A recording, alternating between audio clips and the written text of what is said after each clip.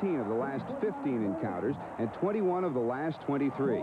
Chris Berman has the story of this 57th All-Star game. If you want to figure out what happened here in the All-Star game in the Houston Astrodome, you need look no further than the pitcher's mound, because it was pitchers who were most effective in a game won, strangely enough, by the American League 3-2. And if you want to know about effectiveness on the mound, you need look no further than the first man to take the hill for the American League, the hometown kid from Houston, Roger Clemens, who faced 9 National League batters and retired every one of them. When I got the type of guys behind me that I had tonight, it's airtight out there. That outfield, there's nothing dropping in. The infield's great, but we were told we're here to do one thing, and that's win, and it worked out. Did you and Lance Parrish go over the batters, or you just rear back and fire? Just rear back and go get him. You know, he worked me well in and out. He talked to Richie a little bit how I like to go after people, and that's mainly we just went right after him.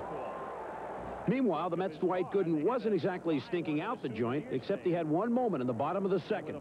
Following a 2-out double that he gave up to Dave Winfield, Gooden hung an 0-2 curveball to Lou Whitaker, and the Tigers' second baseman knew what to do with it.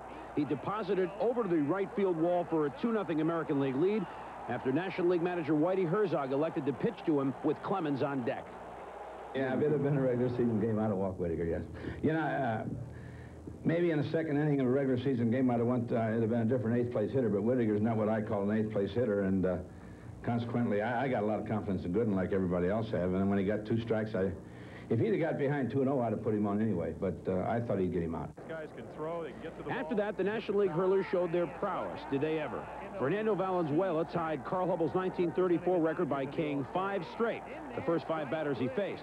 He gave up only 1 hit, a single to Wade Boggs through innings 4, 5, and 6. And when Mike Scott came on in the 7th and fanned the first 2 men he faced, it looked like more of the same. But with the home folks standing, again, a second baseman came through in a big way on an 0-2 pitch with 2 outs, as Frank White's launcher made it 3-0 American lead. I tell you, this is why baseball is so great, because you just never know who's going to be the guy to stand out. You have people in your mind that you think are going to stand out, but it seems that it's always someone else. The National League was stymied until the 8th inning when Chris Brown and Steve Sachs did some hitting against Charlie Huff's Knuckler.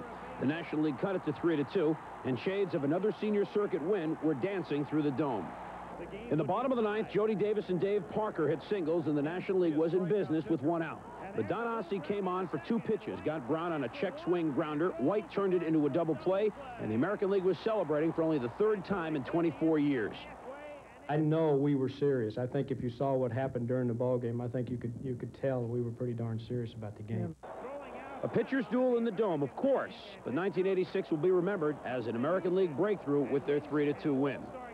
Inside Baseball, we'll be back with more after this brief timeout.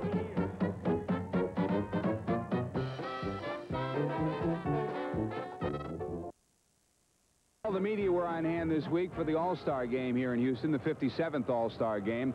But the Astrodome has a long and varied history, a history that's worth taking a look at. And Greg Gumbel does that for Inside Baseball. Major League Baseball staked its claim to Houston on October 17, 1960, when the National League expanded to 10 teams. The call to join the senior circuit was a long time coming. Houston had been a baseball outpost in the Southwest since 1888, and the hometown Buffaloes enjoyed enthusiastic support as prospects like Dizzy Dean and Joe Medwick played for the Buffs on their way to the majors.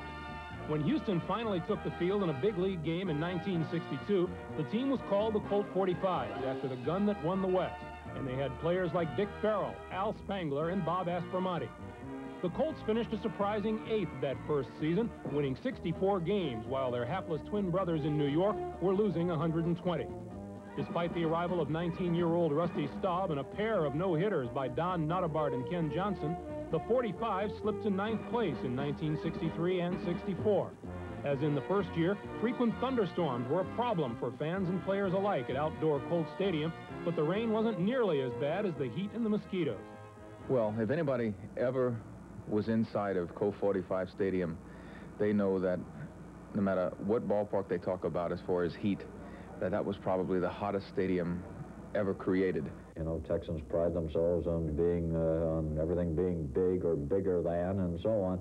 And that was certainly true of the mosquitoes. And one of the highlights of every game was not when you would normally drag the infield at the end of 5 innings, but in the days of Colt 45s when the club was playing home, the highlight of the day was when they would fall across the street, and there it was, the Astrodome. Houston ushered baseball into the space age the night of April 12, 1965, when it officially opened the Astrodome by having the country's 27 astronauts throw out first balls to 27 Astros, the new name for the old Colt 45.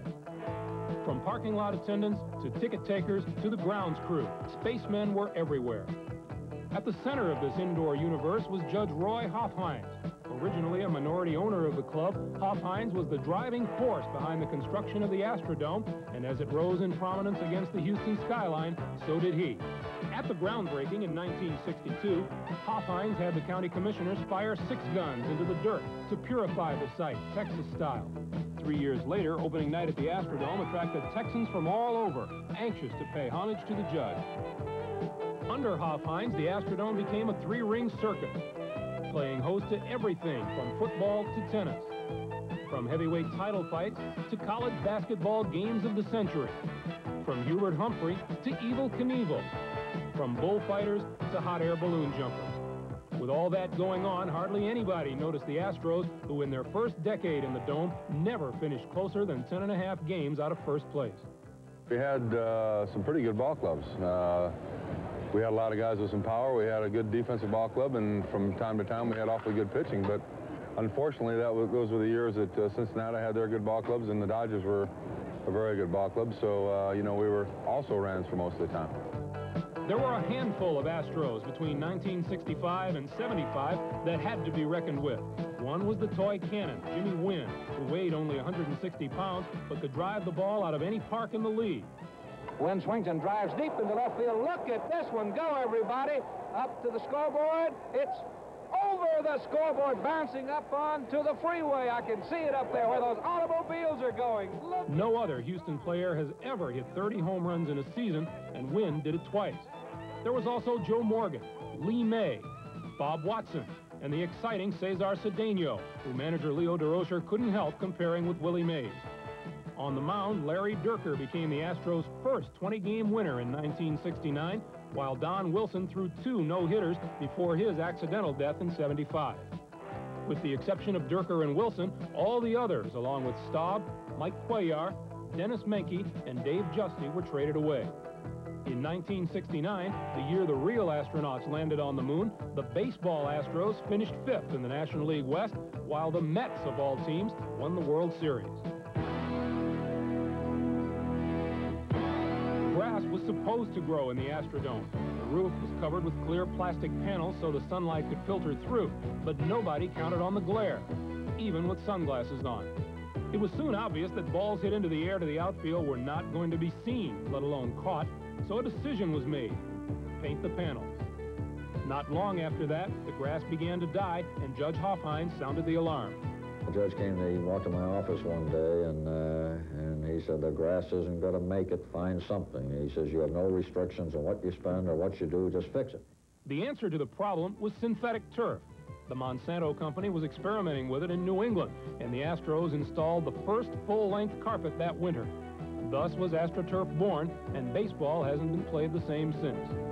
While Tal Smith was midwifing the birth of AstroTurf, another young Houston executive, Bill Giles, was creating a Frankenstein in the Astrodome scoreboard.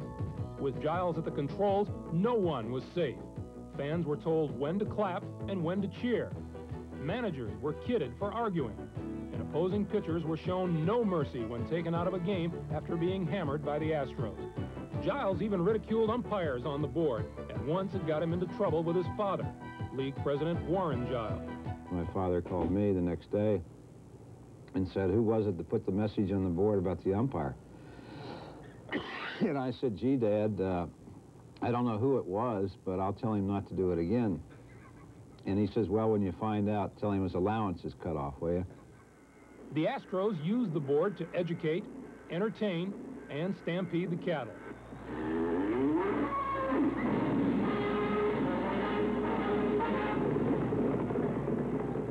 Their fans loved it, but not as much as Giles did. Oh, I enjoyed it a lot. In fact, I used to have a drink or two during the game, and the more I drank, the more we put up there, so that was kind of fun. 10 years after the Astrodome opened to turn away crowds, the franchise hit bottom. In 1975, the Astros finished dead last, 43.5 games out. Attendance fell under 1 million for the first time in the Dome. And Judge Hofheinz, suffering from both a stroke and financial reverses, was forced to sell the team. His protege, Tal Smith, who had left the club in 1973, returned to rebuild it. 5 years later, in 1980, the Astros won their first division title, beating the Dodgers in a one-game playoff. The 5-game series with Philadelphia for the National League Championship was the loudest and most exciting show ever put on under the Dome, as all 3 games in Houston went into extra innings. Astros fans reacted by spelling Jose Cruz's name with so many U's and saluting Nolan Ryan with so many K's that even manager Bill Verdon had to smile.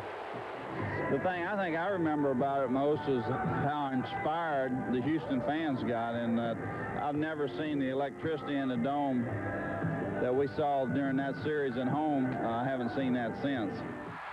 The Phillies may have won the pennant in 1980, but after 20 years, the Astros had finally won Houston's heart. I'm Greg Gumbel. This is ESPN's Inside Baseball, coming to you from the Houston Astrodome, the site of the 1986 All-Star Game. We'll be back with more of Inside Baseball after this timeout.